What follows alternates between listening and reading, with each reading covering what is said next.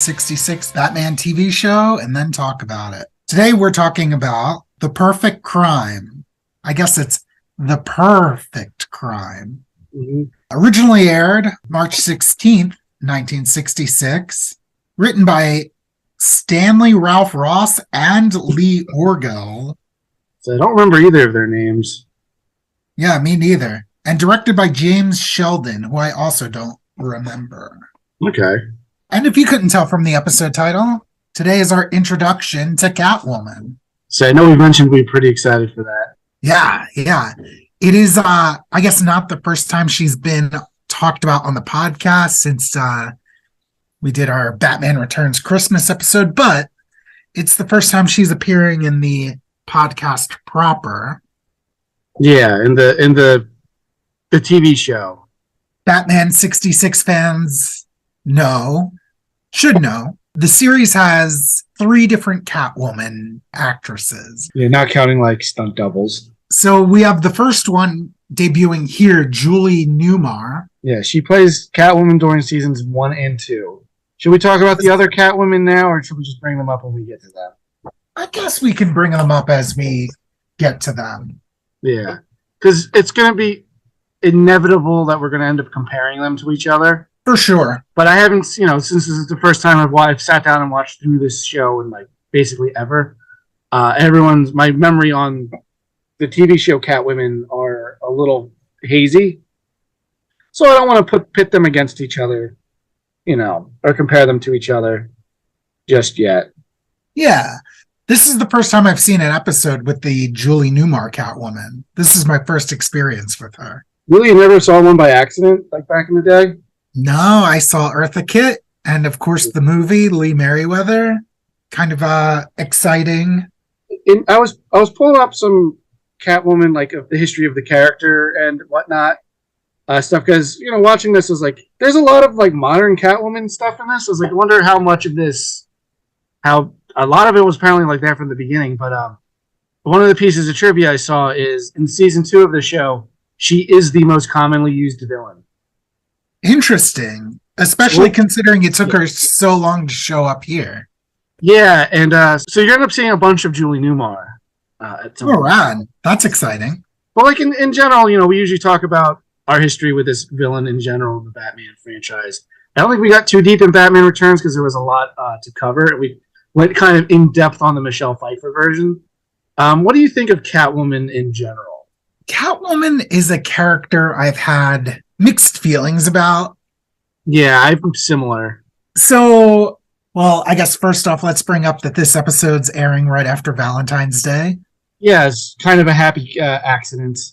Yeah. Or happy coincidence that we usually try to do a holiday special, and just so happens we get like one of Batman's main love interests about the history of the character. Her first appearance just happens to be the same week as Valentine's Day. Yes. And her being a Batman love interest kind of ruins the character for me a little bit. Not saying that there's no chemistry. A lot of times there is a lot of chemistry, but it depends on how it's done. I'm not opposed to it. The trouble is like when you do it in the comics, because it's so long running and they kind of always need to revert to the status quo. Like they almost just got married, but had to not get married for stupid reasons. But you know what I mean? Like it's always contrived.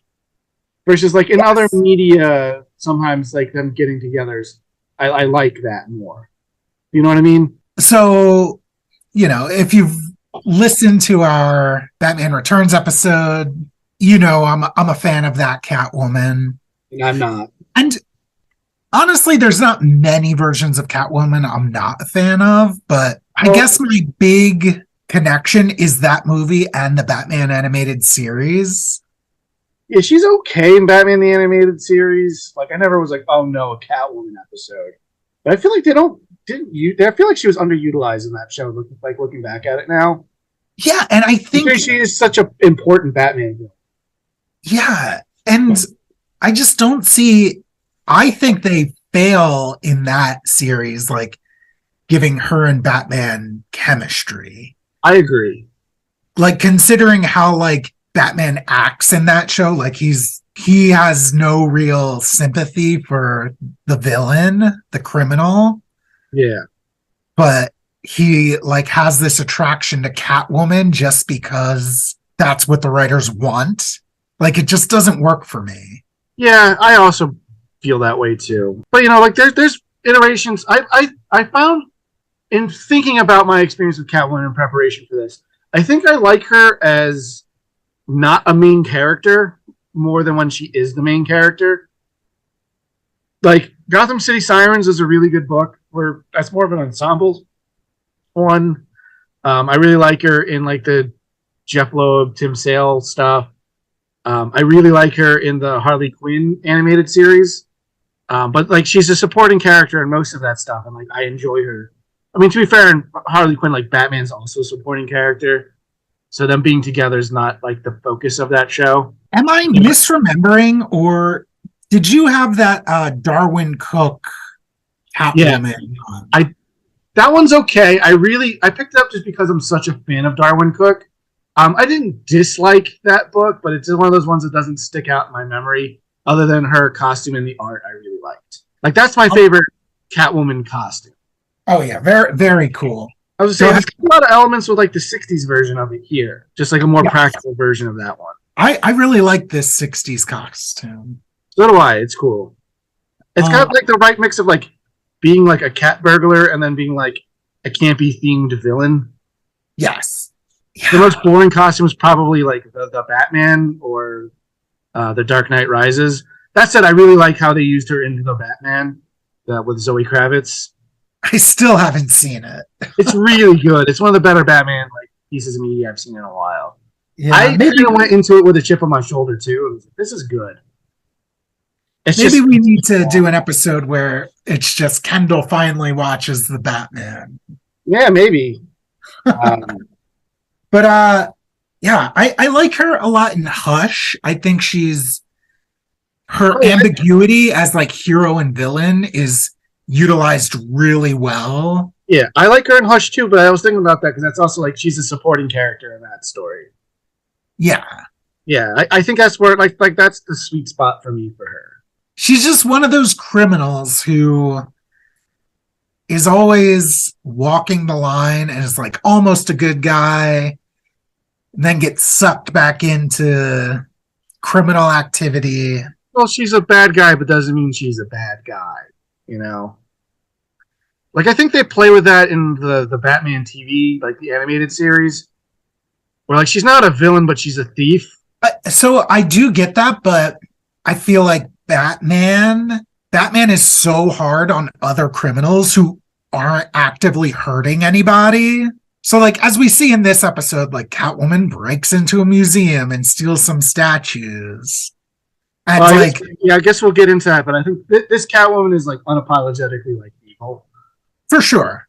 Yeah. But like that's like a thing she does in a lot of Batman media. And it's a thing other criminals do too, and he beats the crap out of them. Well, I think some of that might also be like standards and practices. Like, I don't think they could have gotten away with Batman punching her in this. Not saying he needs to punch her. I don't want to see Batman. No, I don't think that's what you're saying. But you know what I mean. Like, I don't think he could go as hard as he would if this was the Joker. Yeah, she just gets a pass, and when your comic book has been running for over 1,000 issues or however, it just gets. There's no reason she should have a pass anymore.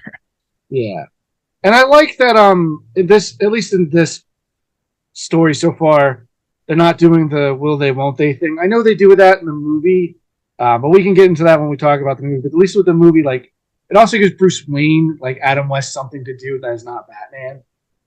Yes. Yeah, and I think it's done in the movie great. Yeah, I think so too. They have a slightly more complicated scheme. And that where like Bruce Wayne like factors into it. Yes. So they need to do stuff with him. But yeah, Catwoman's a mixed bag for me. Yeah. I don't dislike her. I guess she's probably my favorite. No. I guess she's like my second favorite female Batman villain. I guess I like Poison Ivy more. You know, I like she's got a more interesting motivation and power set. But I do like Catwoman, and I don't dislike this version like thus far. We've just started seeing Julie Newmar's Catwoman. Yeah. And I mean, from what I remember of the other two, this Catwoman's pretty cool. Yeah. If I remember correctly, like, because for a long time when I was a kid, I didn't realize she was played by a different actress than Julie Newmar in the movie. So if I remember correctly, they're going to be kind of similar portrayals. Yeah, Eartha Kitt is the radically different one. Yeah, and not just in like skin color. She acts very differently, which is cool. Yeah. She acts like Eartha Kitt. Yeah. Well, she Just brings she brings it plays up to it. 11. Yeah. Yeah. Yeah. Julie Newmar, have you seen her in anything else? The only other thing I've seen her in, I don't have the episode in front of me, but she's in an episode of Star Trek: The Original Series, where I remember it was a like McCoy heavy up like focused episode, because she plays like a pregnant alien race, like alien person. They go like out of the way, like, oh, they look human, but like inside they're totally different, and has to try to like help her give birth because it's silly that everyone in the universe is just a white person. Yeah, Friday's Child is what it's called. The character Eileen. I had to have seen that episode, but heck if I remember it. That's all I remember, and I remember because McCoy's my favorite of the original series crew, so I was like, oh, it's a cool one, it's his. And I was like, oh, that's Julie Newmar, she's Catwoman. And that's the only other thing I've seen her in. Yeah, I haven't seen her in anything else, any of these other programs. Should we just get into it then? Yeah, let's get into it. All right, so the perfect crime. It's midnight in Gotham City, as it is once a day. An evil is afoot at the Gotham City Art Museum. There's a guard on patrol, and he hears a cat out of nowhere. Oh, no. So he draws his gun, because I guess it's weird that would be a cat. And I guess to be fair, like, there is a woman named Catwoman who uses a cat to steal stuff. Yeah, that's true. She's been mentioned many times throughout the series. Mm-hmm. Yeah, I guess he was right to draw his gun. It gets whipped out of his hand, and then a just normal-sized black cat like pounces on him and so this knocks him down. This gave me my first thing. It's like, when did Catwoman get her whip? Because I don't know why that feels like a modern thing. But she's had it since her first appearance. She's had a whip because it's a cat of nine tails. That makes sense. Since Batman #1, 1940. So I was like, okay, I guess it's just always been a thing. But I thought maybe it was like, oh, you know what? Maybe did having a whip come from like lion taming? But no, she's just always had one. Yeah, I don't think it really helps you like steal stuff. I know Indiana Jones uses a whip and he steals stuff.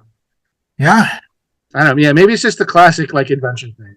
It's just fallen out of favor because this stuff is so old. I mean, the cat of nine tails connection makes sense, right? It does. Yeah, because of course, if you add the puns for these characters. But this cat, you have cats, I have cats. They've never knocked me down. I mean, I've had some big cats, like not big cats like lions and tigers, but like large domesticated cats like jump on me. But yeah, no, I don't think I would have been bowled over. Maybe he was surprised. I don't know. Even still, like, I mean, obviously it's just he was supposed to get knocked out in the script. He did. A gloved hand decorated with cat claws where the fingernails would be slices a hole in the glass casing of this cat statue that's on display at the museum, and reaches in, takes the statue, and Here's what happens. First, she taps the glass with a hammer, I think, to see where like its weak spot is. Then she cuts that hole, and then she just hits it with a hammer. So like you could have just smashed your way in and been fine. It's not like doing that prevented any like alarm from going off. Oh, but it was cool. I'm not saying it wasn't cool. I just my notes say only a master thief uses a hammer to get through glass. That makes sense that she was looking for a weak spot with the hammer. Yeah, that's what I assume. I mean, it was just the middle of it anyway, but... Well, we cut to police headquarters. You know the deal. Gordon and O'Hara are like, who would steal this statue? Yeah, she stole a cat statue. I don't know if we mentioned that.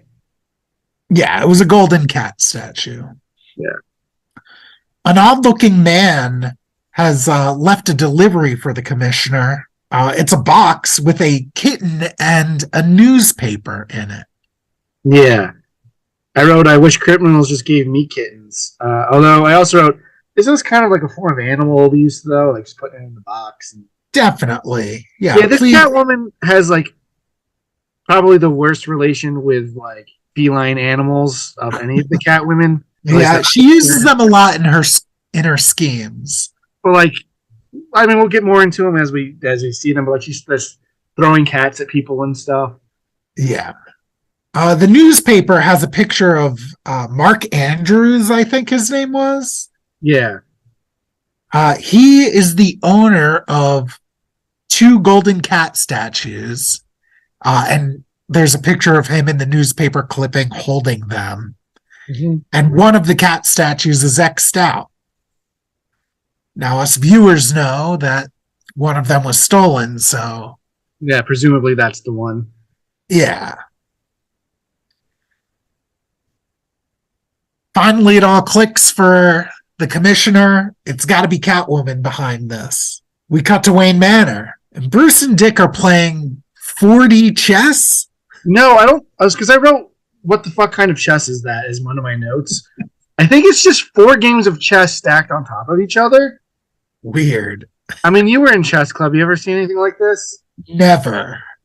I mean, there's like tri-level chess in Star Trek, but that's like a real game you can play. But like, it's apparently that's like one game. This is like 4 complete boards like stacked on each other. Yeah, don't know what that's about. Let's see if a quick Google search gives us anything. Well, so there's 3-dimensional chess where your pieces can move. So maybe they were playing some form of that game from Star Trek. It's possible. Like, I'm trying to wrap my head around this description, and I can't do it. I'm not smart enough. I think it'll take a little more than us just glancing while recording this podcast that's not about chess. I don't think I could get my head around it to begin with. I'm pretty bad at regular 1D chess.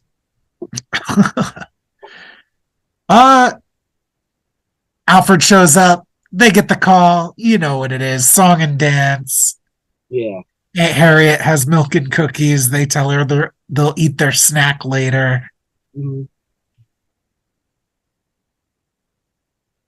The dynamic duo get to police headquarters, and Mark Andrews is there. And he's telling them that the second cat is on display at the Gotham City Exposition.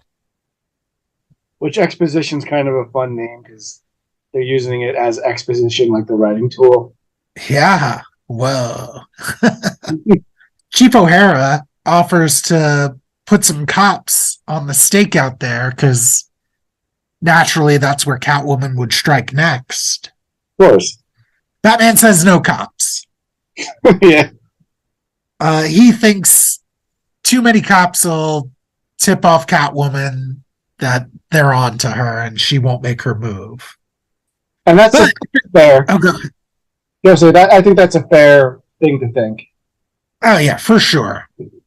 Batman's not even sure that she's really going to strike there. He kind of thinks that the lead might be false, but nevertheless, they head over. Yeah. Before they drive off, they get into the Batmobile, and Robin doesn't buckle his safety belt. Yeah, I have a note that I want to talk about this. This is my favorite kind of thing the show does. Like ultra square Batman. Like, listen, one day soon you're going to be driving. And one day you're going to drive the Batmobile and maybe other vehicles. And you have to do like be a good citizen and be like an example, all this stuff. And his wife was like, and then Robin's like, oh gosh, Batman, you're always right. Like I love ultra corny Batman. It's so great. Yeah. Definitely morally driven. Yeah. But he is right. You should, even though Robin's like, we're only doing a couple of blocks, like, you should still wear your seatbelt. Especially with the way they drive. Yeah, they drive like maniacs. And they don't even have a roof on their car. Yeah, Robin could go flying. Yeah, like a Robin. Like a Robin do. We cut to Catwoman's hideout. It is Gato and Shot. Yeah, Gato and Shop Fur Company. Which I got really excited because it's like, oh, I know both of those are cat in some other language. It's Spanish and French. Yeah. Yeah. So I got really excited. I was like, ooh, it's like, I knew a thing. Yeah. And you know what? Oh, God, the payoff of this pays off a season long story that's been happening. Oh, really? Oh, yeah. I mean, don't get too excited. We'll get there. Catwoman's two henchmen, Leo and Felix, are wondering why she doesn't sell this statue. Catwoman's entrance here is so cool because we've seen her hands anyone's had so far. Yeah, we've seen her hands, but we haven't seen the rest of her at this point. All the lights in the hideout are down low, and she comes walking in. Her face is obscured, and she's telling the goons it's not their place to question her methods. Yeah, it's just really cool. She sits in a chair and clicks on a light, and we finally see her face. And it's a good one. What are the other entrances? I guess the first time we see the Joker, he's just playing baseball. Softball, or baseball. Yeah. Riddler, doesn't he just show up? Yeah, I think he just shows up. I mean, granted, we get a riddle before. Like, so I guess there's a little build up. Penguin's just there. Like, everyone's just kind of there. Yeah. Elder the Great was in like a disguise and robbing a bank. So at least that was something, but this is the coolest entrance anyone's gotten so far. Catwoman asks Leo if he got the books from the library. We don't know what that means, but he confirms that he's got them. Yeah, she's obviously got some greater scheme than just taking cat statues. For sure. She makes sure Felix, who is an odd-looking man, she makes sure that he made his delivery to the commissioner's office. Yeah. Which us viewers know that he did. And yeah, everything seems to be ready to go for her plan. Her goons leave, and we see that one of the books she has talks about a story called The Lost Treasure of Captain Manx. Mm-hmm. Which Manx is a type of cat, right? I believe so. Yeah, it's a breed of cat. And the two cat statues are somehow related to this treasure. Possibly. That's our theory anyway. At the Batcave, Robin and Alfred begin recharging the Batmobile with the atomic pylon thing. Yeah, which is cool. It's the first time we see this, right? I think so. I know they mentioned that that atomic nuclear reactor is the power of the Batmobile. Which this scene was really cool. Also because it made me think about The Simpsons and about how Batman's a scientist. I don't know what you're talking about. There's an episode called Marge versus the Monorail, where they build a monorail in town, but it's all the corners are cut, so it's kind of going off the one rail during its maiden voyage, and we need a scientist. And Homer's like, "Can you get Batman?" She's like, "No, stop." Or I found a scientist. He's like, "Is it Batman?" She's like, "It's not Batman." It's like, Batman's a scientist, but he kind of is. He kind of is. This version of him, yeah, especially. Because he starts doing making some sort of potion or something. And he uses nuclear exhaust from the Batmobile. Yeah, so they're siphoning off, that nuclear exhaust. Oh no, they're getting the radiation off of it. That's what they're doing. Yeah, and he's basically making a radioactive, a low radioactive spray. Yeah, which is good because they mentioned they're going to do basically it can be something the Batmobile can trace. So they'll put it on the other cat statue. Catwoman happens to get it, they can follow her. Yeah. Pretty good plan. I'm curious if they ever use this idea for anything ever again. Yeah, I mean, to be fair, they don't always know what the next target's going to be. So, we'll see what happens, but we'll try to keep that in mind and see if they do it again. Yeah, because I'm sure there's going to be plenty of opportunity for it. Batman and Robin head over to the Gotham City Exposition. Mm-hmm. They cut the line as they're there for police business. Again, this is another one of those scenes I really like. as the ticket taker, who is Leo in disguise. As he ushers them in, Batman stops and he insists says on that paying. they got to pay just like any normal citizen. Yeah, I love that stuff because he's like, "Oh, you must be on official business. Let me let you in, so you can go be Batman." He's like, no, I pay like everybody. That's what keeps this. That's what keeps these exhibitions in like open and for the public and stuff. I was like, it's so funny. It's so unique to this version of Batman. Yeah, Yeah, and I think that's part of what makes it so charming. Felix is a little nervous about the plan. And I guess that's his like shtick, huh? He's like a scaredy cat, and Leo's like a brave cat. Yeah, they're scaredy cats. Doesn't she have a third guy? I don't think he gets a name. I have not watched the second episode. I think there's only 3 guys. I know they say Felix and Leo. I was trying to keep track of their names. I was like, you heard Felix first, and I was like, oh, is the other one going to be like Garfield and Heathcliff? But I don't think those guys existed yet. I wonder. Obviously, Leo the lion, like that's a common like lion thing. That's constellation. Yeah. And MGM's lion is named Leo. Yeah, and like Felix the cat was a thing as a cartoon character. Yeah, I do love Felix the cat. He's a cool guy. Got a magic bag sometimes. Sometimes. Batman's misting the cat with that radioactive stuff. Hopefully everyone at this museum doesn't develop cancer or something. I think they mentioned something about like it's a very low dose, but you still want to be careful.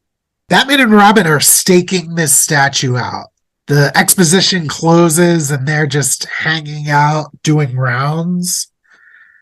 We check in on them a little bit in the future as they've been there for a moment, and Batman says he's gonna check all the exits again just to make sure nothing's going on. He tells Robin that he will return in 3 minutes and 20 seconds. So specific. So specific. But while he's gone, Robin gets jumped by a cat. Yeah. The same cat that was in the other museum. And you know what? I think this one, like its nails are poisoned or something, or its claws are poisoned or something, because Robin goes down and is like paralyzed. Maybe that's what happened to the guy the first time around. Yeah, so Batman confirms that. Yeah. But again, whenever they go to like a set you've never seen before, look at all the fun stuff that you could be like slam into people and destroy, because that's what's about to happen. Yeah, so Robin's kind of out of commission here, because I was like, just 2 goons? Because Catwoman doesn't really fight, at least not here. So it's like, 2 goons doesn't seem like enough to take on Batman, but maybe with Robin out of the fight, they stand a chance. There's a fight scene. Batman wins, of course. Yeah, it's an onomatopoeia fight, which are always fun when you get them early. Yeah, and they destroy all the stuff in this exposition. These priceless artifacts. Yeah. Which is so funny considering how insistent Batman was on paying his entry. I think they probably have insurance, but like, I can see the Wayne Foundation wanting to picking up the tab or something. But still, like, they are priceless. Like, it's all like ancient stuff. Yeah. So wild. Yeah. But after while they're fighting, I think Catwoman like snatches up the statue and gets out. Yeah. Everyone gets away. Batman attends to Robin, gives him the universal antidote pill that's come up a couple times. Yeah. Which I'm so happy they like remember that that's a thing. Yeah, because that's a pretty powerful tool. Yeah. So we find out at the Gato and Chat Fur Company that Catwoman is setting a trap for Batman here. Yeah. Like, she knows if she's making this move, Batman's coming after her.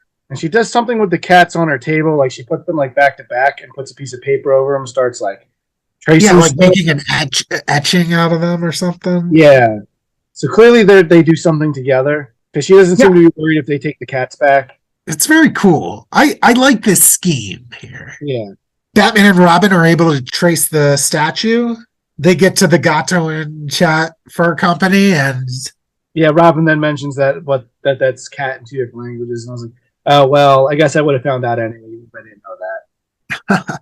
but so that's like the season-long thing, right? Like how many languages learning is French and stuff. Yeah. Yeah. Like he's just always like, oh, languages, they're so hard. And then after he says that stuff, like Batman's like, this is why it's worth learning, learning this stuff. Yeah. So pretty cool that they kind of worked that in. I agree. Batman is pretty certain that they're walking into a trap. So instead of opening the door or kicking it down, they use the bat beam. The bat beam. Have they used this before? I think they did. I don't remember exactly what it is, but I wasn't surprised to see it. In case they haven't, or in case listeners like me forget, an antenna comes out of the Batmobile. Yeah. Shoots a laser beam. Yeah, shoots like a cartoon lightning bolt. It just blows up the door. Yeah, pretty cool. Yeah. Why don't they use this more often? Yeah, just this weapon of mass destruction. And it also, I feel like that alone makes sense why the Batmobile is like nuclear powered. Yeah, it's atomic. I might be thinking like they kind of have like a handheld like laser sometimes. That might be what I'm thinking. Because I know like the heat ray in his utility belt. Yeah, that might be what I'm thinking. But I feel like they might have used this before. Yeah. Anyway, it blows up the door, and they're like, it was booby trapped after all, because it explodes. Yeah. So they walk in, and where the hole in the wall is, a secret door slides, locking them in this room. They're not there for long, though, because a trap door then opens under their feet. Mm-hmm. So this is where I put my note in this. I was like, this is where I was starting to really notice, like, this episode looks really cool. Like, there's a lot of fun cinematography and like playing with lights and stuff. And like, this is a cool looking episode. Yeah, right. And there's a lot of like this set is like insane. Yeah. Oh wait. So before the trap door, yeah. Robin is like, oh, good thing we used the bat beam. We might have been killed. Yeah. And the Batman's like, or worse. And I'm so curious as to what he's implying. Well, so the or worse, like at least in the regular DC comics, like Batman knows about all of like the multiverse and like the different afterlives and shit. Like I don't think this Batman does. Well, like there could be worse things that happen to you. You could be like come catatonic. Would also be the Catwoman thing, Yeah. So I don't know. Just being dead, that's pretty bad. Yeah, it's not good. So trapdoor opens, they go falling into this room with like spiked walls and closing in. And I looked at my watch when this is happening because this seems like, the end of episode like cliffhanger. I'm like, they got a lot of time left. Yeah. But the walls are closing in and Batman tells Robin to get to the ground. He's going to try to force the walls apart with brute strength. Yeah. I mean, I guess what was he going to do? Like, I would probably throw one of my bat bombs at it and try to make a hole in the wall. Yeah.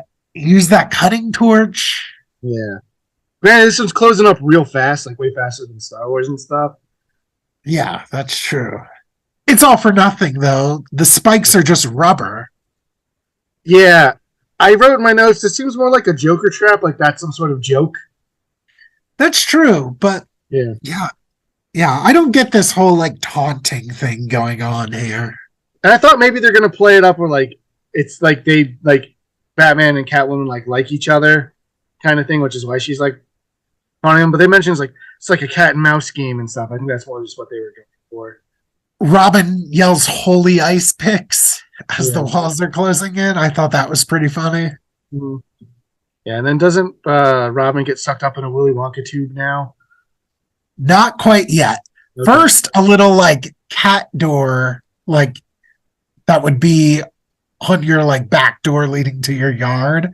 Oh yeah. Pops open and Felix throws a bomb in Yeah, like one there. of those like round cartoon bombs that some days you just can't get rid of. Yep. Yeah. And Batman picks it up to try to like disarm it. And a little flag pops up and it says meow on it. Again, Very Joker-esque. Very Joker, very United Underground. And yes, it's here where a Willy Wonka tube sucks Robin out of the room. So yeah, that's the last we see of Robin, right? Yeah, we don't know where he goes. Yeah, he's just gone. Like Catwoman makes some jokes about how like she's gonna pluck his feather because it's a cat and a bird. Yeah, makes sense. Yeah, Catwoman is going to give Batman a chance to stop her, though. We get a classic doors number 1 and 2 situation. Yeah. Well, she keeps saying like pick the right door, and I'm right behind it. So I'm like, does she actually want him to pick the door on the right or not? So I was thinking the same thing. Yeah. And I wonder if she kept calling it the right door and the wrong door, I think. I mean, Batman does pick the right door. Yeah, but it's the wrong door. She did reverse psychology like a cat. Reverse psychology. Yeah, I mean, I guess she's not the Riddler, so she could play a little dirty. Before Batman picks a door, though, she asks him if he's a betting man. Yeah. To which he replies, I never gamble. Like, you gamble with your life every day, Batman. Maybe he's so confident that he doesn't see it that way. Yeah. Anyway, behind one door is Catwoman, waiting to be arrested. Behind another door is a tiger. Yeah. As we said, Batman picks the right door, and wouldn't you know it? It's the wrong door. There's a tiger. It's there. And then this is our episode cliffhanger. Yeah. Batman's in deep trouble. I guess he's going to have to fight a wild animal next episode. Yeah, I've got things to say about that. Yeah, I haven't watched it yet. I'm curious how he gets out of it. Does he have bat repellent tiger spray? That would have been funny. Or rather, tiger repellent bat spray? I love the stinger at the end. Oh, yeah, because this is really cool. Yeah. As it always does, it invites viewers to join them tomorrow night. And here we get same cat time, same cat channel. Yeah, that was pretty fun. Well, first I was like, I didn't realize that's what he's like. I wasn't paying attention. I was like, did he say same cat chime? And I looked up. He sure did. So yeah, what did you think of this episode? I think it's a solid start. I think they set up a potentially interesting second half. Obviously, that's a cool cliffhanger with Batman versus a tiger, but like, what happened to Robin? What's Catwoman's real plan? What's like the history of Gotham City and Captain Manx got to do with anything, you know? Yeah, so but like even then there was still like a fight scene with goons. Like villain got to do a bunch of stuff. You know, they got the upper hand on Batman and Robin like at least twice. You got a fake out death trap, you know. There was fun stuff happening. So a lot of these 2-part episodes, the villains have 2-part plans. Mm-hmm. But I feel like this one does the best job of like alluding to it. Yeah, like kind of setting it up. Like it's obviously her plan obviously is in stages because she had to steal each of the cats. Yeah, but Ballspace's plan was apparently in stages. He said that this is stage 1. Yeah. When he stole that crown. But that was nothing. Yeah. And like the Riddler never made good on his lawsuit. This one makes a lot of sense. The lawsuit one's the most disappointing one. Catwoman could potentially get whatever info she needs from these statues, hide that information somewhere, go to jail. Yeah. And then next time she breaks out or is on parole, like get what she's really after. Yeah, but I'm sure she'd rather avoid going to jail because she could just in theory kill Batman and Robin right now. She very much could. Yeah. She's had a couple chances, but those were just jokes.